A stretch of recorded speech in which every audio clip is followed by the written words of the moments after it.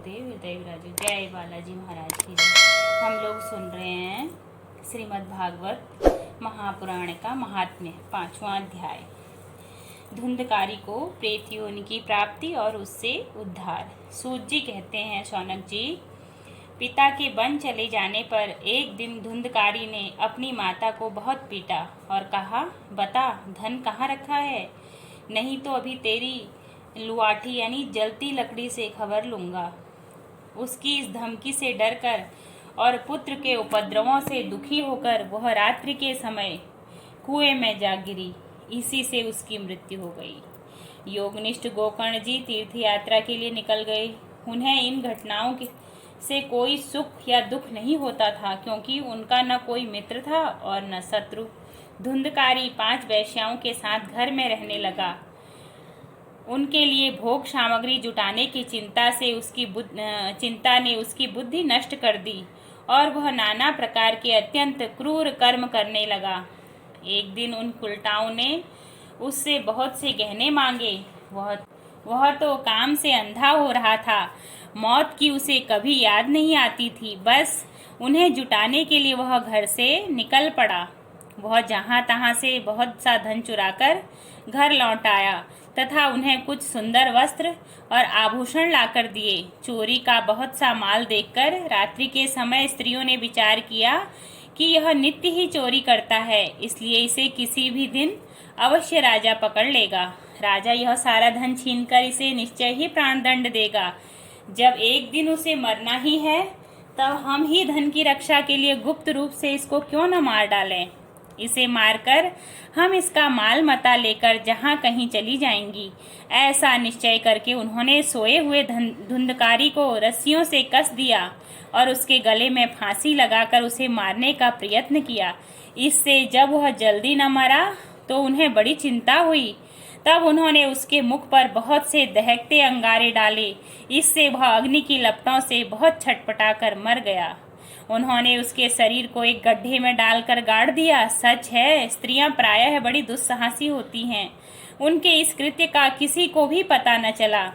लोगों के पूछने पर कह देती थी कि हमारे प्रियतम पैसे के लोभ से अब की बार कहीं दूर चले गए हैं, इसी वर्ष के अंदर लौट आएंगे। बुद्धिमान पुरुष को दुष्टा स्त्रियों का कभी विश्वास न करना चाहिए।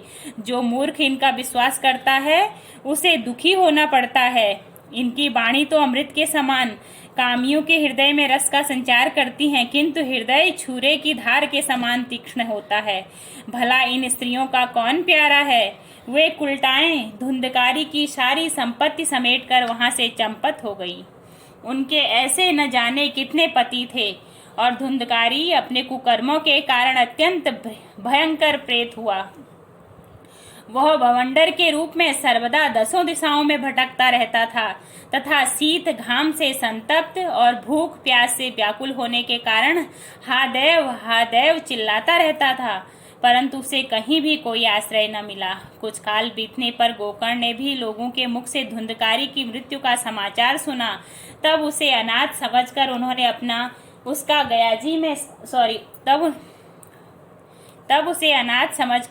उसका गयाजी में श्राद्ध किया और भी जहाँ जहाँ वे जाते थे उसका श्राद्ध अवश्य करते थे। इस प्रकार घूमते घूमते गोकर्ण जी अपने नगर में आए और रात्रि के समय दूसरों की दृष्टि से बचकर सीधे अपने घर के आंगन में सोने के लिए पहुँचे। वहां अपने भाई को सोया देख आधी रात के समय धुंधकारी ने अपना बड़ा विकट रूप दिखाया। वह कभी भेड़ा, कभी हाथी, कभी भैंसा, कभी इंद्र और कभी अग्नि का रूप धारण करता। अंत में वह मनुष्य के आकार में प्रकट हुआ। ये विपरीत अवस्थाएं देखकर गोकर्ण जी ने निश्चय किया कि यह कोई दुर्गति को प्राप्त हुआ जीव है। तब उन्होंने उससे धैर्यपूर्वक पूछा। गोकर्ण ने कहा, तू कौन है? रात्रि के समय ऐसे भयानक रूप क्यों दिखा रहा है?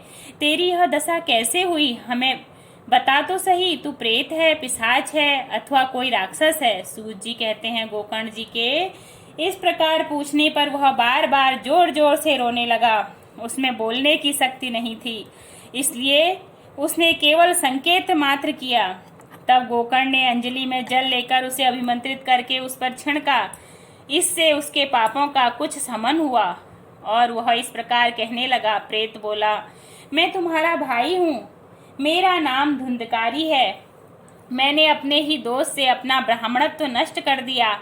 मेरे कुकर्मों की गिनती नहीं की जा सकती। मैं तो महान अज्ञान में चक्कर काट रहा था। इसी से मैंने लोगों की बड़ी हिंसा की। अंत में उल्टा स्त्रियों ने मुझे तड़पा तड़पा कर मार डाला। इसी से अब प्रेत योनि में पड़कर यह दुर्दशा भोग रहा हूँ। अब दैववश कर्मफल का उदय होने से मैं केवल वायु भक्षण करके ही जी रहा हूँ। भाई, तुम दया के समुद्र हो, अब किसी प्रकार जल्दी ही मुझे इस योनि से छुड़ाओ। गोकर्ण ने धुंधकारी की सारी बातें सुनी और तब उससे बोले। गोकर्ण ने कहा, भाई, मुझे इस बात का बड़ा आश्चर्य है कि मैंने तुम्हारे लिए विधि पूर्वक गया जी में पिंडदान किया, फिर भी तुम प्रेत योनि से मुक्त कैसे नहीं हुए? यदि गया श्राद्ध से भी तुम्हारी मुक्ति नहीं हुई, तब इसका और कोई भी उपाय ही नहीं है। और अच्छा, तुम सब बात खोल कर कहो, मुझे अब क्या करना चाहिए? प्रेत ने कहा, मेरी मुक्ति सैकड़ों गया श्राद्ध करने से भी नहीं हो सकती। अब तो तुम इसका कोई और उपाय सोचो। प्रेत की यह बात सुनकर गोकर्ण को बड़ा आश्चर्य हुआ। वे कहने लगे, यदि सैकड़ों गया श्राद्धों से भी तुम्हारी मुक्ति नहीं हो सकती, तब तो तुम्हारी मुक्ति असंभव ही है। अच्छा, अभी तो तुम निर्भय होकर अपने स्थान पर रहो। मैं विचार करके तुम्हारी मुक्ति के लिए कोई दूसरा उपाय करूंगा। गोकर्ण की आज्ञा पाकर धुंधकारी वहां से अपने स्थान पर चला गया। इधर गोकर्ण ने रात भर विचार किया, तब भी उन्हें कोई उपाय नहीं सूझा। प्रातःकाल उनको आया देख लोग प्रेम से उनसे मिलने आए। तब गोकर्ण ने रात में जो कुछ जिस प्रकार हुआ था वह सब उन्हें सुना दिया। उनमें जो विद्वान लोग योगनिष्ठ ज्ञानी और वेदज्ञ थे, उन्होंने भी अनेक शास्त्रों को उलट पुलट कर देखा, तो भी उसकी मुक्ति का कोई उपाय न मिला। तब सबने यह निश्चय किया कि इस विषय में सूर्य नारायण जो आज्ञा करें वही करना चाहिए। अतः गोकर्ण ने अपने तपोबल से सूर्य की गति को रोक दिया। उन्होंने स्तुति की, भगवान, आप सारे संसार के साक्षी हैं, मैं आपको नमस्कार करता हूँ। आप मुझे कृपा करके धुंधकारी की मुक्ति का साधन बताइए। गोकर्ण की यह प्रार्थना सुनकर सूर्यदेव ने दूर से ही स्पष्ट शब्दों में कहा, श्रीमद् भागवत से ही मुक्ति हो सकती है, इसलिए तुम उसका सप्ताह पारायण करो। सूर्य का यह धर्ममय वचन वहां सभी ने सुना। तब सबने यही कहा कि प्रयत्न पूर्वक यही करो। है भी यही साधन बहुत सरल, यह साधन भी बहुत सरल है। अतः गोकर्ण जी भी तदनुसार निश्चय करके कथा सुनाने के लिए तैयार हो गए। देश और गांवों से अनेकों लोग कथा सुनने के लिए आए। बहुत से लंगड़े, लूले, अंधे, बूढ़े और मंद बुद्धि पुरुष भी अपने पापों की निवृत्ति के उद्देश्य से वहां आ पहुंचे। इस प्रकार वहां इतनी भीड़ हो गई कि उसे देखकर देवताओं को भी आश्चर्य होता था। जब गोकर्ण जी व्यास गद्दी पर बैठकर कथा कहने लगे, तब वह प्रेत भी वहां आ पहुंचा और इधर उधर बैठने के लिए स्थान ढूंढने लगा। इतने में ही उसकी दृष्टि एक सीधे रखे हुए 7 बांस के गांठ पर पड़ी। उसी के नीचे से छिद्र में घुसकर वह कथा सुनने के लिए बैठ गया। वायु रूप होने के कारण वह बाहर कहीं बैठ नहीं सकता था, इसलिए बांस में घुस गया। गोकर्ण जी ने एक वैष्णव ब्राह्मण को मुख्य श्रोता बनाया और प्रथम स्कंद से ही स्पष्ट स्वर में कथा सुनानी आरंभ कर दी। सायंकाल में जब कथा को विश्राम दिया गया, तब एक बड़ी विचित्र बात वहां हुई। वहां सभासदों के देखते देखते एक बांस की एक गांठ तड़ तड़ शब्द करती हुई फट गई। इसी प्रकार दूसरे दिन सायंकाल में दूसरी गांठ फटी, तीसरे दिन उसी समय तीसरी। इस प्रकार 7 दिनों में 7 गांठों को फोड़कर धुंधकारी 12 स्कंदों के सुनने से पवित्र होकर प्रेत योनि से मुक्त हो गया और दिव्य रूप धारण करके सबके सामने प्रकट हुआ। उसका मेघ के समान श्याम शरीर पीतांबर और तुलसी की मालाओं से सुशोभित था तथा सिर पर मनोहर मुकुट और कानों में कमनीय कुंडल झिलमिला रहे थे। उसने तुरंत अपने भाई गोकर्ण को प्रणाम करके कहा, भाई, तुमने कृपा करके मुझे प्रेत योनि की यातनाओं से मुक्त कर दिया। यह प्रेत पीड़ा का नाश करने वाली श्रीमद् भागवत की कथा धन्य है तथा श्री कृष्ण चंद्र के धाम की प्राप्ति कराने वाला इसका सप्ताह पारायण भी धन्य है। जब सप्ताह श्रवण का योग लगता है तब सब पाप थर्रा उठते हैं कि अब यह भागवत की कथा जल्दी ही हमारा अंत कर देगी। जिस प्रकार आग गीली, सूखी, छोटी, बड़ी सब तरह की लकड़ियों को जला डालती है, उसी प्रकार यह सप्ताह श्रवण मन, वचन और कर्म द्वारा किए हुए नए, पुराने, छोटे, बड़े सभी प्रकार के पापों को भस्म कर देता है। विद्वानों ने देवताओं की सभा में कहा है कि जो लोग इस भारतवर्ष में श्रीमद् भागवत की कथा नहीं सुनते, उनका जन्म वृथा ही है। भला मोहपूर्वक लालन पालन करके यदि इस अनित्य शरीर को हृष्ट पुष्ट और बलवान भी बना लिया तो भी श्रीमद् भागवत की कथा सुने बिना इससे क्या लाभ हुआ। अस्थियां ही शरीर के आधार स्तंभ हैं। नस नाड़ी रूप रस्सियों से यह बंधा हुआ है। ऊपर से इस पर मांस और रक्त थोपकर इसे चर्म से मढ़ दिया गया है। इसके प्रत्येक अंग में दुर्गंध आती है, क्योंकि है तो यह मलमूत्र का भांड ही। वृद्धावस्था और शोक के कारण यह परिणाम में दुखमय ही है। रोगों का तो घर ही ठहरा। यह निरंतर किसी न किसी कामना से पीड़ित रहता है। कभी इसकी तृप्ति नहीं होती। इसे धारण किए रहना भी एक भार ही है। इसके रोम रोम में दोष भरे हुए हैं और नष्ट होने में इसे एक क्षण भी नहीं लगता। अंत में यदि इसे गाड़ दिया जाता है तो इसके कीड़े बन जाते हैं। जो कोई पशु खा जाता है तो वह विष्टा हो जाता है और अग्नि में जला दिया जाता है तो भस्म की ढेरी हो जाता है। ये तीन ही इसकी गतियां बताई गई हैं। कोई पशु खा जाता है तो यह विष्ठा हो जाता है और अग्नि में जला दिया जाता है तो भस्म की ढेरी हो जाता है। ये तीन ही इसकी गतियां बताई गई हैं। ऐसे अस्थिर शरीर से मनुष्य अविनाशी फल देने वाला काम क्यों नहीं बना लेता। जो अन्न प्रातः काल पकाया जाता है वह सायंकाल तक बिगड़ जाता है। फिर उसी के रस से पुष्ट हुए शरीर की नित्यता कैसी। इस लोक में सप्ताह श्रवण करने से भगवान की शीघ्र ही प्राप्ति हो सकती है। अतः सब प्रकार के दोषों की निवृत्ति के लिए एकमात्र यही साधन है। जो लोग भागवत की कथा से वंचित हैं वे तो जल में बुदबुदे और जीवों में मच्छरों के समान केवल मरने के लिए ही पैदा होते हैं। भला जिसके प्रभाव से जड़ और सूखे हुए बांस की गांठें फट सकती हैं, उस भागवत कथा का श्रवण करने से चित्त की गांठों का खुल जाना कौन सी बड़ी बात है। सप्ताह श्रवण करने से मनुष्य के हृदय की गांठ खुल जाती है। उसके समस्त संशय छिन्न भिन्न हो जाते हैं और सारे कर्म क्षीण हो जाते हैं। यह भागवत कथा रूप तीर्थ संसार के कीचड़ को धोने में बड़ा ही पटु है। विद्वानों का कथन है कि जब यह हृदय में स्थित हो जाता है तब मनुष्य की मुक्ति निश्चित ही समझनी चाहिए। जिस समय धुंधकारी ये सब बातें कह रहा था, जिसके लिए बैकुंठवासी पार्षदों के सहित एक विमान उतरा, उससे सब और मंडलाकार प्रकाश फैल रहा था। सब लोगों के सामने ही धुंधकारी उस विमान पर चढ़ गया।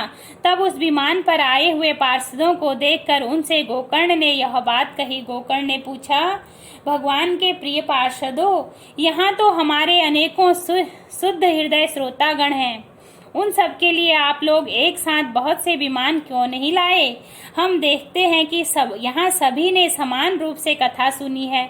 फिर फल में इस प्रकार का भेद क्यों हुआ, यह बताइए। भगवान के सेवकों ने कहा, हे मानद, इस फल भेद का कारण इनके श्रवण का भेद ही है। यह ठीक है कि श्रवण तो इन सबने समान रूप से ही किया है, किंतु इसके जैसा मनन नहीं किया। इसलिए श्रीमद् भागवत को श्रवण के साथ साथ मनन भी करना चाहिए। इसी से इस एक साथ भजन करने पर भी उसके फल में भेद रहा। इस प्रेत ने 7 दिनों तक निराहार रहकर श्रवण किया था तथा सुने हुए विषय का स्थिर चित्त से यह खूब मनन निध्यासन भी करता रहता था। जो ज्ञान दृढ़ नहीं होता वह व्यर्थ हो जाता है। इसी प्रकार ध्यान न देने से श्रवण का, संदेह से, मंत्र का और चित्त के इधर उधर भटकते रहने से जप का कोई फल नहीं मिलता। वैष्णवहीन देश, अपात्र को कराया हुआ श्राद्ध का भोजन, अक्षोत्रिय को दिया हुआ दान एवं आचारहीन कुल, इन सब का नाश हो जाता है। देखो किस किस का नाश होता है। वैष्णवहीन देश, जहाँ वैष्णव नहीं रहते, अपात्र को गराया हुआ श्राद्ध का भोजन, यानी जो श्राद्ध का भोजन करने का पात्र नहीं है, अस्तोत्रीय दिया हुआ दान, किसी भी ऐसे पुरुष को दिया हुआ दान जो उस दान का अधिकारी नहीं है, एवं आचारहीन कुल, जहाँ जिस कुल में आचार विचार कुछ नहीं है, आचारहीन है इस कुल का, इन चारों कुलों का, इन सब का, इन सब का नाश हो जाता है। गुरु वचनों में विश्वास, दीनता का भाव, मन के दोषों पर विजय और कथा में चित्त की एकाग्रता इत्यादि नियमों का यदि पालन किया जाए तो श्रवण का यथार्थ फल मिलता है। यदि ये श्रोता फिर से श्रीमद् भागवत की कथा सुने तो निश्चय ही सबको वैकुंठ की प्राप्ति होगी और गोकर्ण जी आपको तो भगवान स्वयं आकर गोलोक धाम में ले जाएंगे। यों कहकर वे सब पार्षद हरि कीर्तन करते वैकुंठ लोक को चले गए। श्रावण मास में गोकर्ण जी ने फिर उसी प्रकार सप्ताह क्रम से कथा कही और उन श्रोताओं ने उसे फिर सुना। नारद जी, इस कथा की समाप्ति पर जो कुछ हुआ वह सुनिए। वहाँ भक्तों से भरे हुए विमानों के साथ भगवान प्रकट हुए। बोलो नीलकमल भगवान की जय। सब ओर से खूब जय जयकार और नमस्कार की ध्वनियां होने लगी। भगवान स्वयं हर्षित होकर अपने 5 जन्य शंख की ध्वनि करने लगे और उन्होंने गोकर्ण जी को हृदय से लगाकर अपने ही समान बना लिया।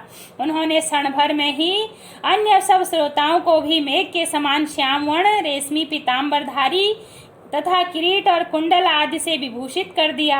उस गांव में कुत्ते और चांडाल पर्यंत जितने भी जीव थे वे सभी गोकर्ण जी की कृपा से विमानों पर चढ़ा लिए गए तथा यहाँ योगीजन जाते हैं उस भगवत धाम में वे भेज दिए गए। इस प्रकार भक्त वत्सल भगवान श्री कृष्ण कथा श्रवण से ही प्रसन्न होकर गोकर्ण जी को साथ ले अपने ग्वाल बालों के प्रिय गोलोक धाम में चले गए। पूर्व काल में जैसे अयोध्यावासी भगवान श्री राम के साथ साकेत धाम में गए थे, साकेत धाम में सिधारे थे, उसी प्रकार भगवान श्री कृष्ण उन सबको योगी दुर्लभ गोलोक धाम को ले गए। जिस लोक में सूर्य, चंद्रमा और सिद्धों की भी गति नहीं हो सकती, उसमें वे श्रीमद् भागवत श्रवण करने से चले गए। नारद जी, सप्ताह यज्ञ के द्वारा कथा श्रवण करने से जैसा उज्जवल फल संचित होता है उसके विषय में हम आपसे क्या कहें अजी। जिन्होंने अपने कर्णपुट से गोकर्ण की कथा के एक अक्षर का भी पान किया था वे भी माता के गर्भ में नहीं आए। जिस गति को लोग वायु, जल या पत्ते खाकर शरीर सुखाने से, बहुत काल तक घोर तपस्या करने से और योगाभ्यास से भी नहीं पा सकते, उसे वे सप्ताह श्रवण से सहज में ही प्राप्त कर लेते हैं। इस परम पवित्र इतिहास का पाठ चित्रकूट पर विराजमान मुनीश्वर शांडिल्य भी ब्रह्म आनंद में मग्न होकर करते रहते हैं। यह कथा बड़ी ही पवित्र है। एक बार के श्रवण से ही समस्त पाप राशि को भस्म कर देती है। यदि इसका श्राद्ध के समय पाठ किया जाए तो इससे पितृगण को बड़ी तृप्ति होती है और यह नित्य पाठ करने से मोक्ष की प्राप्ति होती है। बोलो श्रीमद् भागवत पुराण की जय। आरती अति पावन पुराण की, धर्म भक्ति विज्ञान खान की, महापुराण भागवत निर्मल सुख मुख विगलित निगम कल फल, परम सुधा रसमय कल लीला आरति रस रस निधान की, कलिमल मथन त्रिताप निवारणी, जन्म मृत्युमय भव भय हारिणी, सेवत सतत सकल सुख कारणी, समूह औषधि हरि चरित गान की, विषय विलास विमोह विनाशिनी, विमल विराग विवेक विकासिनी, भगवत तत्व रहस्य प्रकाशनी, परम ज्योति परमात्म ज्ञान की, परम हंस मुनि मन उल्लासिनी, रसिक हृदय रसरास विलासिनी, मुक्ति मुक्ति रति प्रेम सुदासिनी, कथा किंचन प्रिय सुजान की। श्रीमद् बोल हरि हरि हरि बोल, केशव माधव गोविंद गोविंद बोल बोल हरि बोल हरि हरि हरि बोल केशव माधव गोविंद बोल। क्या जीवन की करता सा जैसे जल में पड़ा बतासा, दुनिया देती बुरी दिलासा, पल में तोला पल में मासा। मन मूरख तू तोल सके तो तोल, बोल हरि हरि हरि बोल। जो भी लेकर जन्म जिया है एक दिन कूच किया है, किसने किसका साथ दिया है या जग का ढंग देख लिया है। अब तो अंदर के पट खोल, बोल हरि हरि हरि बोल। जब यम फांस गरे में डारे, सुत पितु मातु न तो ही उबारे, घर के बाहर हाल निकारे, धर के अग